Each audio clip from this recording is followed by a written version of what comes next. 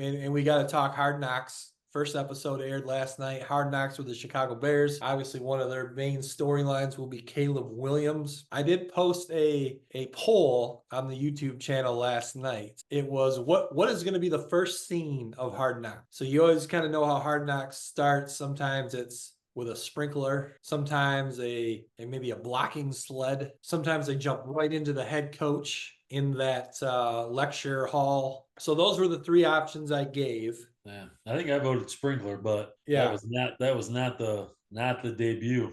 Sprinkler won 65% of the votes with Sprinkler. So, and then tackling sled and the lecture hall, they tied with 18% apiece. So here's the funny thing is I sent in my fantasy football group text, I texted the group and I just kind of making a joke. What do you guys think?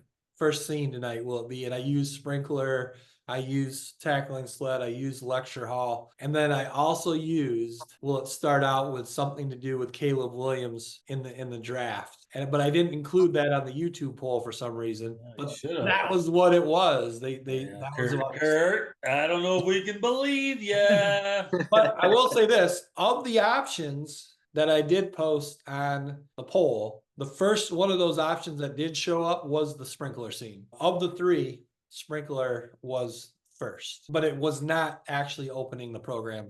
It was about 2 minutes in. But anyway, I don't know, Big Mo, I know you watched. What did you think? First episode, Hard Knocks 2024, Chicago Bears. I think the most interesting part to me was Saban. Just listening to some of his stuff about the QB stuff. Otherwise, it was kind of like ho hum, kind of blah. Caleb Williams, he just gives me a weird vibe. Yeah, I mean, I hope he turns out to be a franchise quarterback for the Bears. But yeah, I didn't. It was kind of besides the Saban part, it was kind of like, I mean, and I will say I do appreciate the I don't know who it was who sang had to get one of the rookies had to get up and sing and pulled out that was funny. The American Eagle Speedo. Speedo, yeah, that gave me a little chuckle. And then that guy ended up getting hurt in the preseason game. Oh, really? Oh, and he's out like 5 weeks. Well, his ego is probably out 5 weeks. His singing was questionable. He had to go to props, so props to him, I guess. Speaking of that scene, though, obviously that's always a part of Hard Knocks too. The rookie, whatever they call it. The best one I've ever seen is Aiden Hutchinson performing for sure. Yeah, that was awesome. We're all Lions fans, so that's easy to please us, Curt. Yeah. But no, Trent, I know you and I were talking about it while we were waiting for Big Mo. I mean, I think everything you said that you heard, you said you didn't get a chance to watch it, but everything you heard about it, I think it's true. Pretty vanilla, pretty boring, pretty slow. Hopefully it picks up. Again, not really that one dynamic character like a Rex Ryan or a Dan Campbell or a Chad Ochocinco yet. Yeah, I heard it was just kind of, I don't know. I feel like the first episodes are usually pretty exciting. They show some practice stuff and they do like the rookie thing and they kind of show some like the outspoken characters that are on the team. And so you can kind of like pick your favorite right away. And from what I heard, it didn't have much of that. Just kind of, and they didn't even, was there something that was like a huge segment about the Olympics and they weren't even really, did they like send the Bears to the Olympics? Well, no, because Simone Biles' husband plays for the Bears. So he went to the Olympics for 3 days. So he left training camp and went to the Olympics for 3 days. So Big Mo, I don't know if you noticed this. There was zero swearing in the entire episode. Usually that show is full of, F's and SH's, and there was not one. Now, what I heard, and I don't know this, I've never known this in the past, but I Googled it. I was like, this is weird. There's like zero swearing at all when that show is just full of it. And I saw somebody had posted something about they do a more family version at 9, and then later on they re-air it. But it wasn't like they were even beeping out words. There just was none of it. I wonder, it seemed a little bit, maybe just the first episode, it didn't seem as in depth or some of those competitive scenes. So maybe it didn't have some of the vulgarity. Yeah, but even like when you watch the coaches address their team, it's like, one F bomb after the other, and every time their coach spoke, none of that. So I don't know if it was a conscious effort to not curse or what. We'll see what happens going forward, or maybe they did air another version later at night. But again, it wasn't like they were beeping out words either. You know, My guess would be it was just kind of one of those things where maybe I got to imagine if you know you're being filmed, you think you would watch what you said a little bit, unless it got into like a yeah.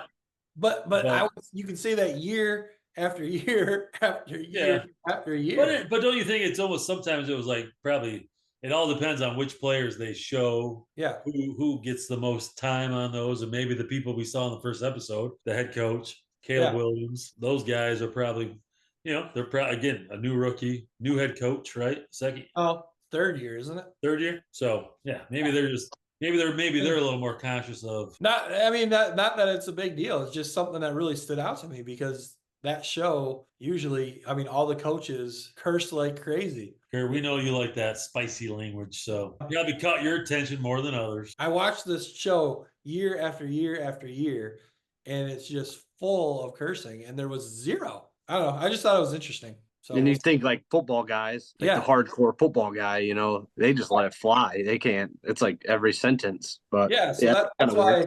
That's why I guess it shows Bears stink, so maybe they clean it up. I think the Justin Fields trade's going to bite him in the butt. I think he's going to be good. Have they announced the starter yet, or not yet? No, but I think he's better than Russell Wilson. We'll see. I mean, we will see. If they I haven't watched Hard Knocks in a while, but do you know if they're still doing like when players go in to get cut? Do you know if they show that anymore? I feel like over the last few years, there's way less of that. I thought it was always kind of a cool thing to show. Obviously, it sucks for the player, and you don't wish that upon anybody, but just like the interactions and stuff that they have are kind of cool. It just gives you like the realism of what's actually going on. And how tough it is. I mean, true.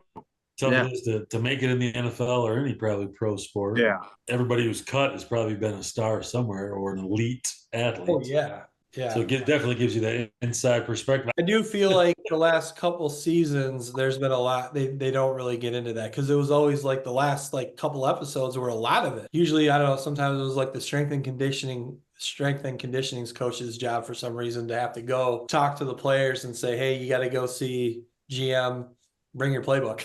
And it was like, you hear those words, bring your playbook. Or they would always kind of like follow around a guy that they kind of knew was like on that tinker line of like might get cut, might make the team. Right. And they would kind of like spotlight him. And then you would get this like, oh, I like this guy. I hope he makes it. Yeah. And then it kind of leads into that whole meeting with the coach thing. So I always thought that was a cool part of it. They did kind of have that one wide receiver who had a nice preseason game that they were talking about kind of being on the bubble. So maybe Trent, maybe they are setting us up with that guy. I can't think of his name. Did they show the rookie wide receiver at all? From a little bit in practice. The Washington guy, right? They got. Well, yeah, I mean, with DJ Moore and Keenan Allen and him, I mean, Williams is going to have some weapons. That was the other thing is I feel like they tried to like suck us into thinking Caleb Williams was looking terrible. Like the first half of the episode, it was him just throwing incomplete off his back foot, and then all of a sudden the music changes, and